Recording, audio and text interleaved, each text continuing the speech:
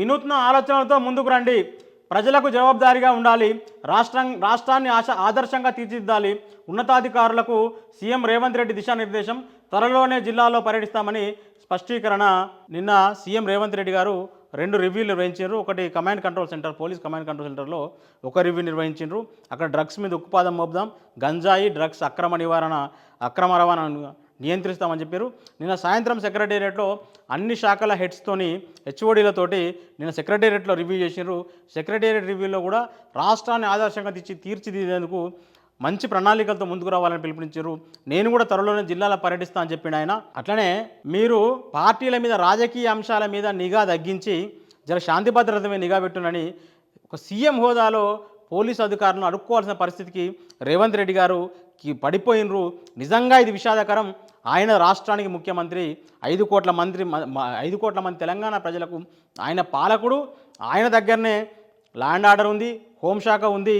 ఆయన ఆదేశిస్తే ఆయన కనసన్నల్లో పనిచేసిన వాళ్ళను ఆయన అడుక్కోవాల్సిన పరిస్థితి వచ్చింది. అంటే ఆయన ఫస్ట్ ఇచ్చిన ఇండికేషన్స్ ఏంటంటే, నాకు వ్యతిరేకంగా ఎవడు గూడు కడతాడు, ఎవడు కూటమి కడతాడు, ఎవడు గుంపు అవుతాడు, వాని పరిస్థితి ఏంది, నాకు వ్యతిరేకంగా ఎవడు మాట్లాడుతుండు, వాళ్ళందరి సంబంధించిన సమాచారాన్ని సేకరించుర్రి, ఇది టాప్ ప్రయారిటీ అని చెప్పిండు.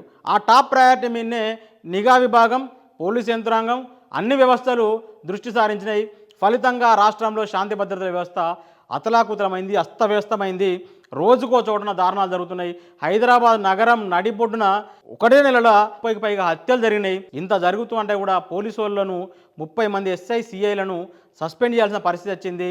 ఇంకా పోలీసు వాళ్ళకు సంబంధించిన కొందరు, అందరు కాదు, పోలీసు అధికారులందరినీ తప్పుపడడం కాదు, కానీ కొంతమంది విచ్చలవిడిగా ప్రవర్తిస్తున్నారు. అలాంటి వాళ్ళను కంట్రోల్ చేయలేకపోతున్నారు. ఒక రైతు తన భూమిని, కొంతమంది 3 ఎకరాల భూమిని అస్తవ్యస్తం చేసినారు, తన భూమిని నాశనం చేసినని తహసీల్దార్ నుంచి వెళ్ళి కలెక్టర్ వరకు, ఎస్ఐ నుంచి వెళ్ళి డిఎస్పీ వరకు పోయి గోడు వెళ్ళబోసుకున్న ఈ ప్రభుత్వం పట్టించుకోలేదు. అది మదిరలో జరిగిన చివరికి ఆయన పురుగుల మందు తాగుకుంటూ సెల్ఫీ వీడియో తీసుకుని ఆత్మహత్య చేసుకున్నాడు. అప్పుడు కానీ ప్రభుత్వంలో చిరణం లేదు. నిన్న ఈ ఘటన పొద్దుటి నుంచి సాయంత్రం దాకా దుమారం రేపితే నిన్న సాయంత్రం నింపాదిగా సీఎం రేవంత్ రెడ్డి గారు రియాక్ట్ అయ్యి కఠిన చర్యలు తీసుకోమన్నప్పుడు అప్పుడు ఒక 10 మంది మీద కేసులు పెట్టినారు. ఇది ప్రభుత్వ పనితీరుకు నిదర్శనంగా నిలుస్తుంది. రేవంత్ రెడ్డి గారు అధికారులను ప్రజల సేవకు వినియోగించుండ్రి.